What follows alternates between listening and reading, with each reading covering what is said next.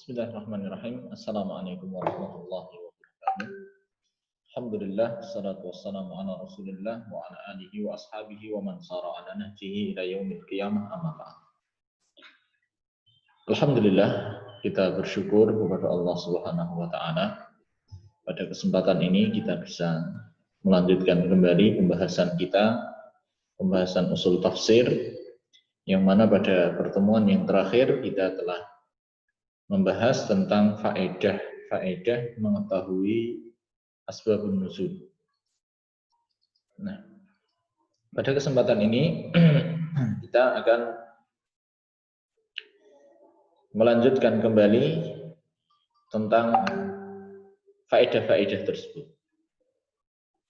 Yang mana pada pertemuan yang lalu kita telah membahas faedah yang pertama, yaitu menjelaskan bahwa Al-Quran itu benar-benar dari Allah Subhanahu wa ta'ala. Dan sekarang kita akan membahas faedah yang kedua.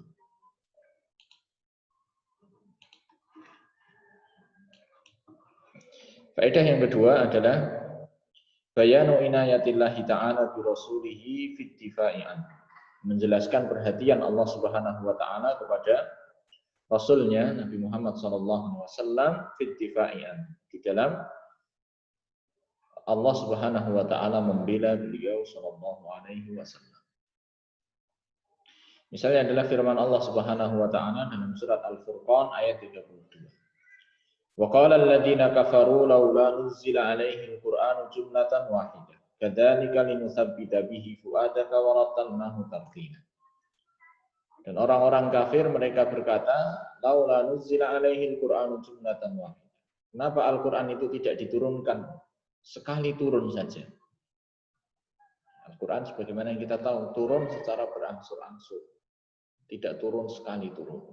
Orang-orang kafir mereka berkata demikian. Kenapa tidak diturunkan sekali turun? Kemudian Allah jelaskan kadzalika, demikianlah, yaitu demikian Al-Quran diturunkan secara berangsur-angsur linutsabbita bihi fu'adak, untuk kami kuatkan dengan Al-Quran itu, bihi dengan Al-Quran itu, fu'adaka, hatimu. Warattalnahu tartila, dan untuk kami bacakan Al-Quran itu secara tartil. Jadi ini menunjukkan, ayat ini menjelaskan bahwa Al-Quran turun berangsur-angsur. Salah satu faedahnya adalah untuk menguatkan hati Nabi. Wa kadzalika ayatul ifki fa innaha difa'un an firasyin Nabi sallallahu alaihi wasallam wa tadhiran lahu amma jannasahu bihil afaq. Demikian juga contoh yang lain bagaimana Allah Subhanahu wa taala membela Rasulullah sallallahu alaihi wasallam adalah ayatul ifki. Ada ayat-ayat di dalam Al-Qur'an tentang berita dusta. Yaitu berita dusta yang menuduh Aisyah radhiyallahu anha berbuat yang tidak benar, berbuat serong. Tuduhan yang dituduhkan oleh orang-orang yang menebar kedustaan kepada ibunda Aisyah radhiyallahu anha. Kemudian Allah turunkan ayat-ayat Al-Quran yang membela istri Rasulullah Shallallahu Alaihi Wasallam tersebut. Ayat tersebut ada di dalam surat An-Nur.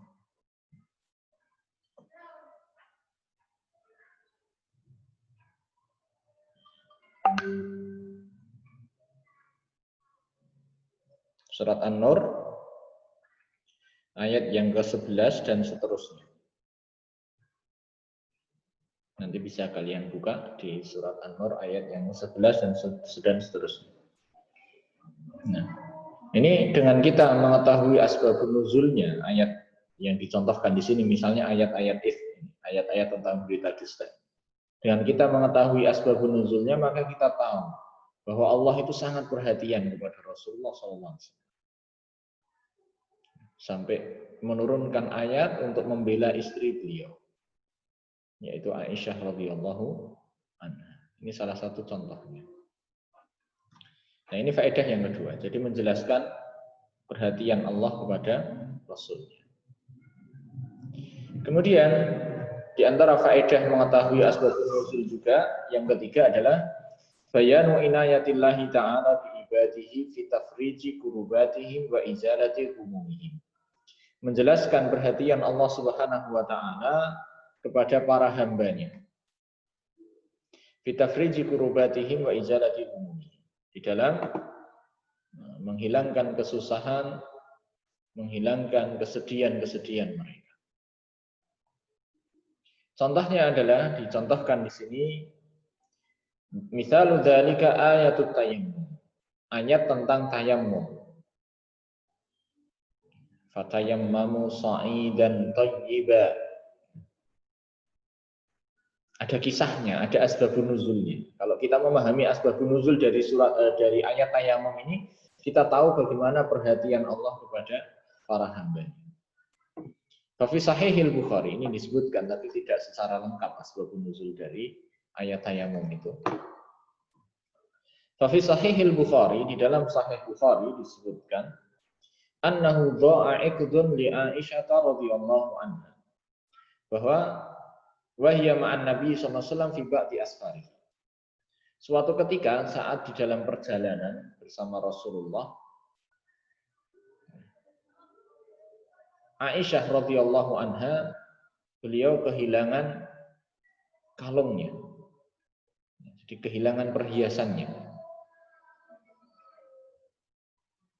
Fa aqama an-nabiy sallallahu alaihi wasallam li talabihi. Maka Nabi pun tinggal, tidak melanjutkan perjalanan tapi tinggal dulu untuk mencarinya, untuk mencari perhiasan tadi. Wa aqaman nasu, demikian juga orang-orang yang ikut safar bersama beliau, karena tidak mungkin beliau tinggal untuk mencari kemudian orang-orang meninggal Rasulullah begitu saja, meninggalkan Rasulullah. Tentu saja mereka para sahabat ikut tinggal dan mencari juga. Ala ghairi ma'in, tanpa memiliki air, tanpa ada persediaan air. Fasyakau dzalika ila Abu Bakar. Nah, maka orang-orang pun mengeluhkan hal itu kepada Abu Bakar. Kenapa kok mengeluhnya kepada Abu Bakar? Sebab Abu Bakar ini adalah bapaknya Aisyah. Apa maksudnya ini mengeluhkan kepada Abu Bakar? Ya mungkin maksudnya agar Abu Bakar ini memberitahukan atau menasihati Aisyah agar tidak perlu mencari kalung lagi karena tidak ada air dan seterusnya. Sehingga mereka mengeluhkan itu kepada Abu Bakar. Pada karal hadis kemudian disebutkan hadisnya ini lumayan panjang. Wa fihi, dan di dalam hadis itu terdapat atau kelanjutannya fa anzalallahu ayat tayammum. Maka kemudian Allah menurunkan ayat tentang tayammum. Jadi ayat tentang tayammum ini turun diawali dari kasus hilangnya perhiasan milik Ibunda Aisyah radhiyallahu anha.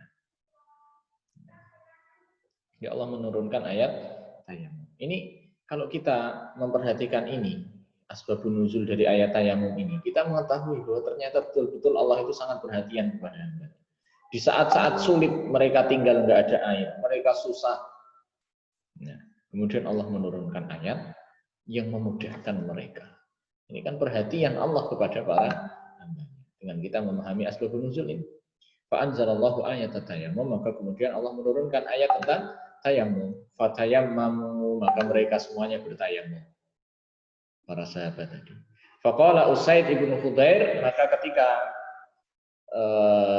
kejadian seperti itu, Usaid bin Khudair beliau mengatakan ma hiya bi awwali barakatikum ya ala Abi Bakrin. Nah, ini bukanlah berkah kalian yang pertama kali wahai keluarga Abu Bakar. Jadi turunnya ayat tayammum ini tadi kan karena keluarganya Abu Bakar. Kasus hilangnya kalung atau perhiasan milik Aisyah. Aisyah adalah anaknya Abu Bakar. Sehingga turun ayat tayammum. Maka Usaid bin Khudair ini mengatakan ini bukan berkah keluarga Abu Bakar yang pertama kali. Artinya masih ada yang lainnya. Ini hanya salah satu saja. Wal haditsu fil Bukhari mutawwalan. Hadisnya ada di dalam Sahih Bukhari dan hadisnya lumayan panjang. Nah, ini yang ketiga. Kemudian yang keempat, dengan mengetahui asbabun nuzul, fahmul ayah al wajhi sahih. Seseorang bisa memahami ayat dengan pemahaman yang benar. Seseorang bisa memahami ayat dengan pemahaman yang benar. Ini pentingnya mengetahui asbabun nuzul. Ketika seseorang tidak memahami asbabun nuzul maka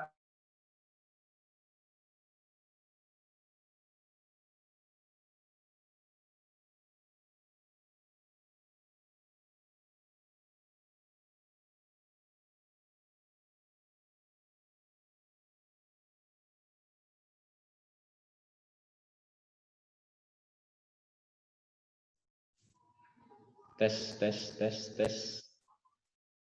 Nah, kita lanjutkan.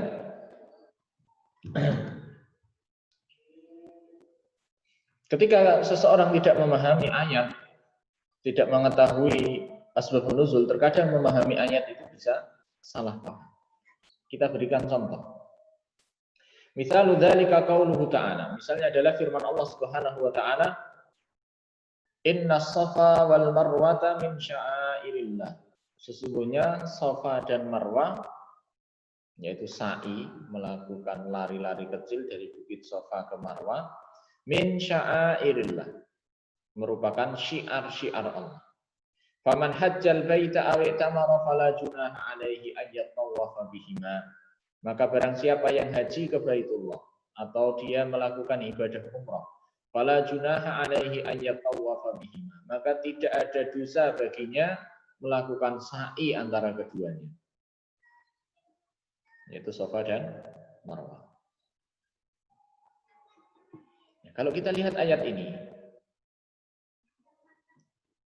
secara zahir kata fala junaha alaihi anna ghayata amri sa'i bainahuma an yakuna min qismil mubah. Kata-kata fala junaha alaihi, maka tidak mengapa melakukan sa'i. Kata-kata tidak mengapa itu menunjukkan hukumnya apa? Kalau kita memahami secara zahir. Kata-kata tidak mengapa itu menunjukkan hukumnya kan boleh. Kalau kalian mau makan tidak mengapa. Ini kan menunjukkan makan itu boleh. Kalau kalian mau keluar kelas sekarang tidak mengapa. Nah, ini menunjukkan boleh. Tapi apakah hukum sa'i antara Safa dan Marwah itu boleh? Atau itu justru termasuk rukun yang harus dilakukan? Ini kalau kita tidak memahami asbabun nuzulnya, hanya melihat ayatnya, oh sa'i itu hukumnya boleh. Ini buktinya kan ada kata-kata tidak mengapa. Tapi tidak demikian. Nah, ini perlunya kita memahami asbabun nuzul. Nah, kita sebutkan di sini bagaimana asbabun nuzul. Wa fi sahihil Bukhari, disebutkan dalam sahih Bukhari. An Asim ibni Sulaiman qala, dari Asim bin Sulaiman qala, beliau berkata, Sa'altu Anas ibn Malik radhiyallahu anhu anis Safa wal Marwah. Jadi Asim bin Sulaiman ini berkata, beliau bertanya kepada Anas bin Malik tentang Safa dan Marwah. Yaitu sa'i, maksudnya bertanya tentang sa'i antara Safa dan Marwah. Qala, maka Anas bin Malik menjawab, kunna nara annahuma min amril jahiliyah. Dulu kami menganggap sa'i itu perkara jahiliyah. Karena itu yang dilakukan oleh orang-orang jahiliyah dulu, melakukan sa'i itu. Jadi para sahabat dulu menganggap itu adalah perkara jahiliyah. Falamma kana al-islamu amsakna anhuma. Maka saat Islam datang, kami tidak melakukannya karena menganggap sa'i tadi itu perkara jahiliyah, tidak melakukannya. Maka mereka tidak melakukan ketika Islam datang. Fa anzalallahu ta'ala, maka kemudian Allah menurunkan ayat ini tadi. Innas safa wal marwata min sya'airillah, sampai ayat sampai an yatawafa bihima. Jadi asbabun nuzulnya ayat ini turun itu karena para sahabat dulu menganggap sa'i itu perkara jahiliyah dan saat Islam datang mereka tidak sa'i lagi. Maka ayat ini turun. Dari situ kita memahami berarti yang dimaksud tidak mengapa kalian sa'i antara keduanya. Ini untuk menjelaskan, untuk membatalkan atau untuk menolak para sahabat yang tidak mau sa'i tadi. Karena menganggap sa'i itu perkara jahiliyah. Maka Allah katakan fala junaha alaihi ayyatawafa bihima. Itu bukan perkara jahiliyah, tidak mengapa kalian sa'i. Nah, kita baca ini penjelasannya. Wa bihadza urifa anna nafyal junahi laisal murad bihi bayanu asli hukmis sa'i. Jadi kata-kata fala junaha alaihi ini tadi, tidak mengapa kalian sa'i antara keduanya, itu bukan menjelaskan hukum sa'inya. Wa innamal murad nafyu taharrujihim bi imsakihim anhu haitsu kanu yarawna annahu min amril jahiliyah. Akan tapi kata-kata tidak mengapa kalian melakukan sa'i antara keduanya itu tadi adalah untuk menghilangkan keengganan mereka untuk melakukan sa'i karena mereka menganggap itu perkara jahiliyah. Amma aslu hukmi sa'i faqad tabayyana biqaulihi. Adapun hukum sa'i maka itu sudah terjelaskan di dalam firman Allah min sya'airillah, termasuk syiar Allah. Sa'i ini termasuk rukun haji maupun umrah. Jadi harus. Nah, inilah pentingnya memahami asbabun nuzul sehingga kita bisa memahami ayat dengan pemahaman yang benar.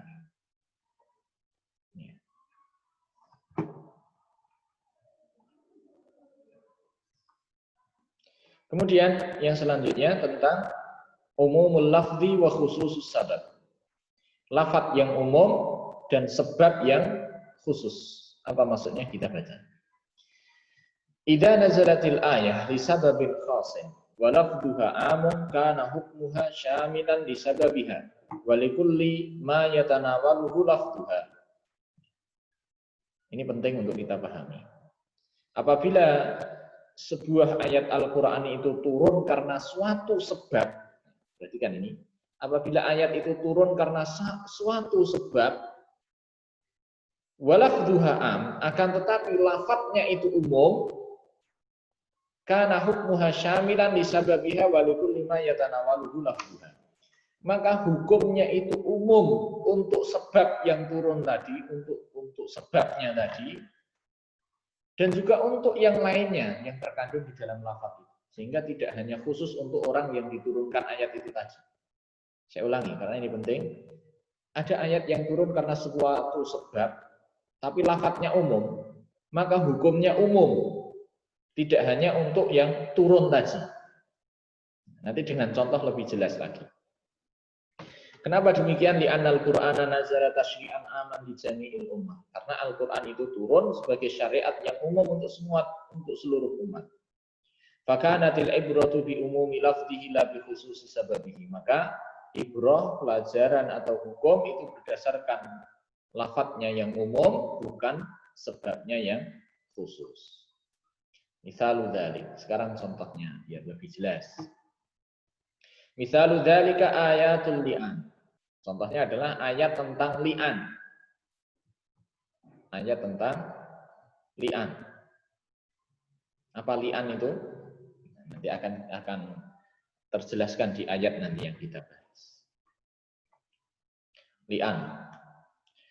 Yaitu wahya qauluhu ta'ala. Firman Allah Subhanahu wa taala surat An-Nur. Untuk lebih jelas sebelum kita lanjutkan silahkan kalian sambil membuka surat An-Nur ayat 6 sampai 9 ini.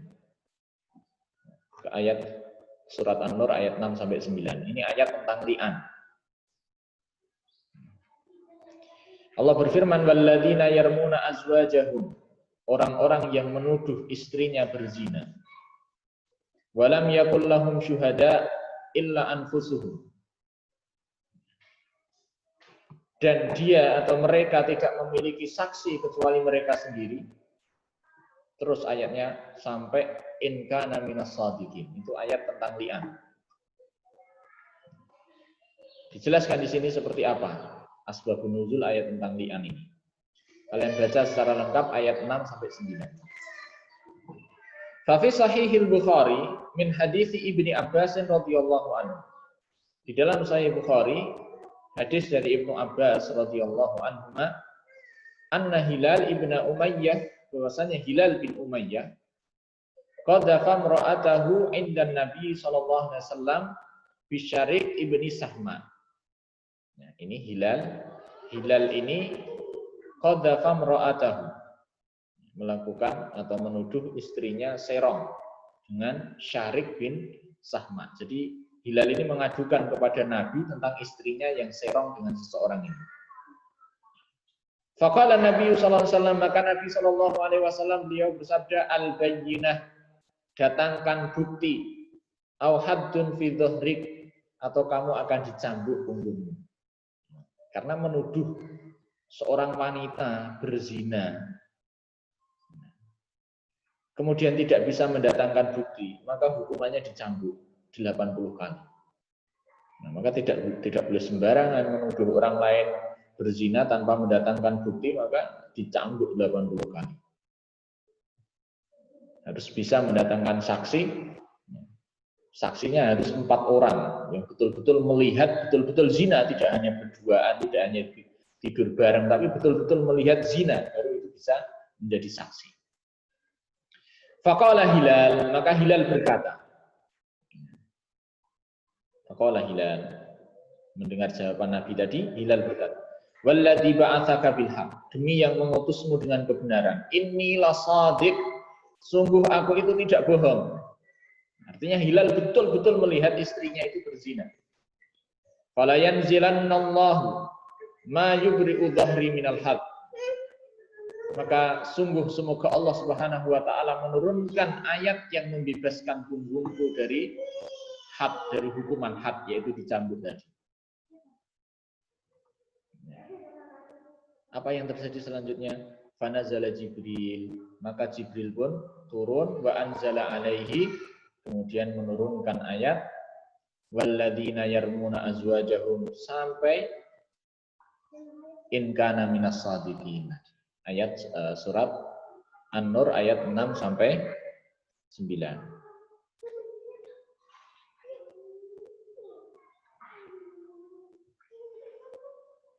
Nah, untuk surat An-Nur ayat 6 sampai 9 itu bisa kalian buka dan kalian baca. Itu tentang ayat-ayat li'an. Saya bacakan sedikit saja di sini. Ayat 6 sampai 9. Walladzina yarmuna azwajahum wa lam yakul lahum syuhada illa anfusuhum fa syahadatu ahadihim arba'u syahadatin billah innahu laminas shadiqin. Orang-orang yang menuduh istrinya berzina dan dia tidak bisa mendatangkan saksi kecuali dirinya sendiri, maka saksinya adalah dengan mereka bersumpah 4 kali. Jadi bersumpah 4 kali bahwa dia itu tidak bohong, dia itu benar. Wal khamisatu anna la'natallahi alaihi in kana minal kadhibin. Kemudian bersumpah lagi yang kelima bahwa dia siap untuk dilaknat oleh Allah jika dia dusta. Saat suami berani bersumpah seperti itu, berarti suami itu benar. Si istri tadi dirajam. Kecuali si istri berani bersumpah lagi, berani bersumpah juga, maka inilah yang dimaksud dengan li'an tadi. Jadi bersumpah 4 kali, kemudian yang kelima bersumpah laknat Allah atasnya kalau dia dusta. Istrinya kalau dia mengelak, dia tidak terima dengan tuduhan itu, dia bisa dibebaskan dari hukuman rajam dengan sama bersumpah juga. Wa yadra'u anhal adab an tashhada arba'a syahadatin billah innahu laminal kadhibin. Yaitu bersumpah 4 kali bahwa suaminya itu dusta. Wal khamisata anna ghadaballahi 'alayya in kana minas shadiqin. Dan yang kelima, dia siap mendapatkan murka Allah jika suaminya itu benar. Ini ayat li'an. Jadi ayat tentang li'an ini tadi itu turun berkenaan dengan kasusnya siapa? Kasusnya Hilal bin Umayyah yang menuduh istrinya berzina. Ini kan berarti ayat itu turun karena satu sebab yang khusus, yaitu kasusnya Hilal. Tapi ingat kaidah yang tadi yang kita bahas, bahwa ketika ayat itu turun karena sebuah sebab yang khusus, lafadznya umum, maka hukumnya umum untuk semuanya yang memiliki kasus yang sama. Nah, maka ayat ini tadi tentang li'an tidak hanya untuk hilal saja penerapannya, tapi untuk orang lain yang memiliki kasus yang sama. Itulah maksudnya umumul lafzi wa khususus sabab. Nah, itulah maksudnya al-ibratu bi umumil lafzi la bi khususis sabab. Ibrah atau hukum itu berdasarkan lafaz yang umum, bukan sebabnya yang khusus. Nah, ini penjelasannya sebenarnya adalah penjelasan yang saya jelaskan barusan. Contoh yang lain misalnya surat Al-Mujadalah. Itu kan turun tentang seorang istri yang mengadukan suaminya yang mendihar dirinya. Kemudian ternyata ingin mendatangi istrinya tersebut, padahal sudah mendiharnya. Apa yang harus dilakukan? Ada di surat itu. Tapi ayat itu tidak khusus untuk orang tadi. Umum untuk semua saja yang memiliki kasus yang sama. Itulah maksudnya al-ibratu bi umumil lafzi la bi khususi as-sabab. Nah, selesai pembahasan kita tentang asbabun nuzul. Insyaallah pertemuan yang akan datang kita akan memberikan pertanyaan-pertanyaan atau soal-soal ulangan terkait apa yang sudah kita bahas dari awal pembahasan sampai pembahasan yang terakhir ini.